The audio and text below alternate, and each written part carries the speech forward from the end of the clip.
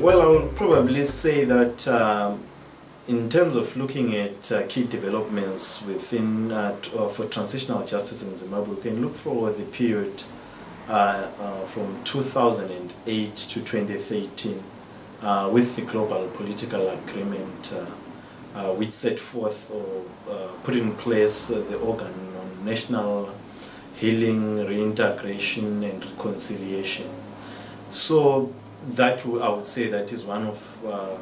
the main things within the TJ process for Zimbabwe. But in itself, in terms of its work, it didn't manage to do much because it was not supported by an act of parliament, and also it was a politically driven process, mainly led by the three main political parties to that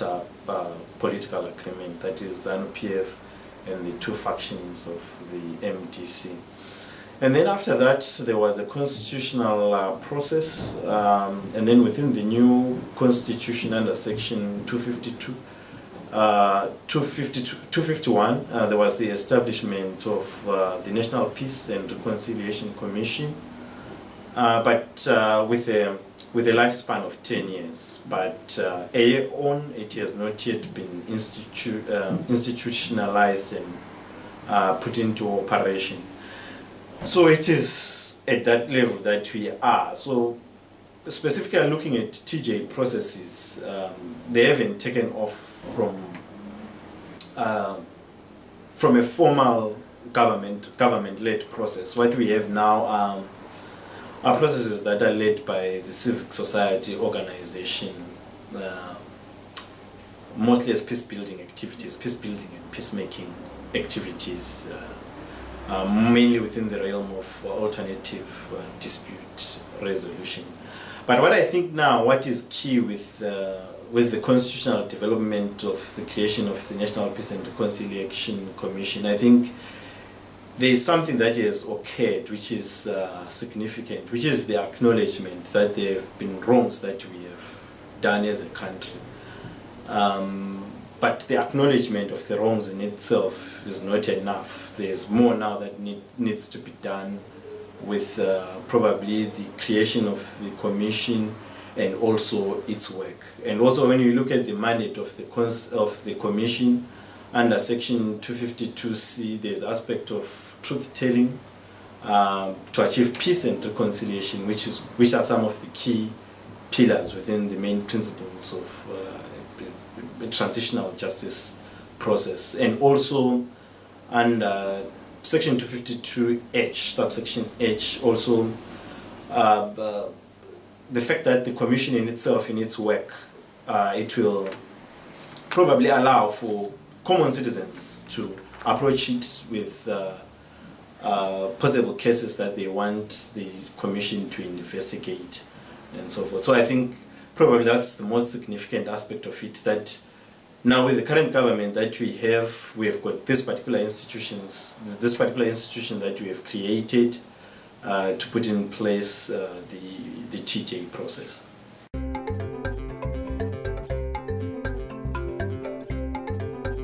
I think the best way for responding to conflict and human rights violation within the context of Zimbabwe at the moment, I think is by probably operationalizing the various institutions that we have created within our new constitution. I think they serve as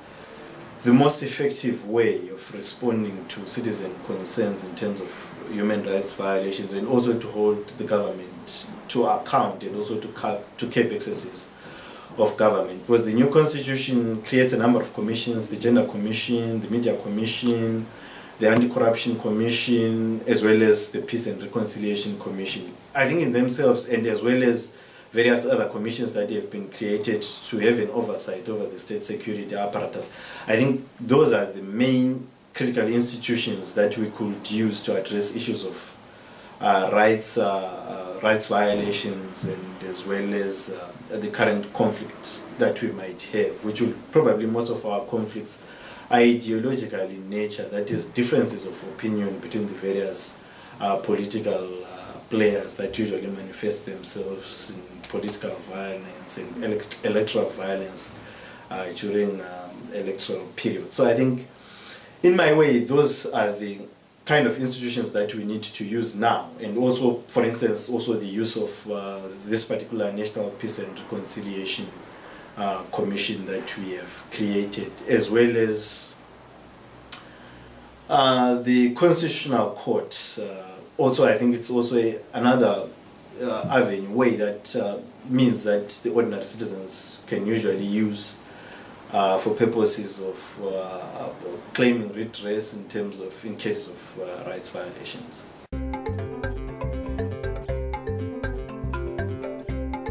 Probably it's just two processes that I think that they are critical. First, within the transitional justice process, right now I think it is probably the work of the Commission, and as well as the role of civil society organizations, civil society's role in terms of probably taking this process forward. In terms of the Commission itself, I think the most critical important thing that we need to look at now is in terms of the people that are going to be part of that Commission, who goes into that particular Commission. I think that is quite important in influencing the process and implementation of the whole TJ process in Zimbabwe. Already there are reservations in terms of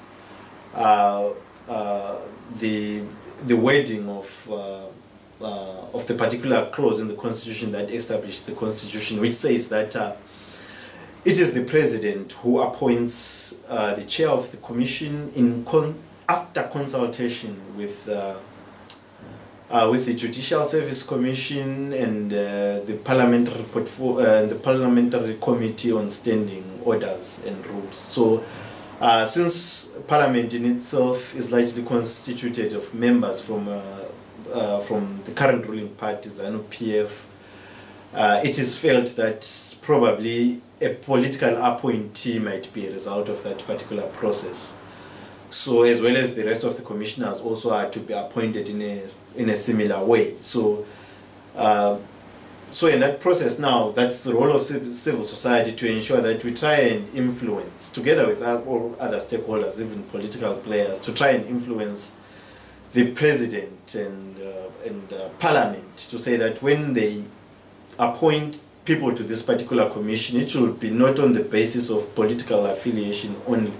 but also to look at qualifications and well as civilian accomplishment among the people that they are going to appoint to the commission. And then when it comes to civic society in itself, I think it has got a greater role to play in terms of its work in complementing what the commission will be doing, and also sensitizing communities in terms of the value of the whole process and in terms of how the people are going to participate in that particular process. Because the importance of having people coming over to the commission to tell their stories truthfully and not give politically correct questions. We have had such a problem with the constitution making process where you had people being coached in terms of what to say. And it is not only a single political party that was doing this. All three political parties that were the main actors in the global political agreement were coaching their people in terms of what to go and say and what to input in that particular process. But now I think it is the role of civic society as a neutral entity to go into the communities and probably sensitize people on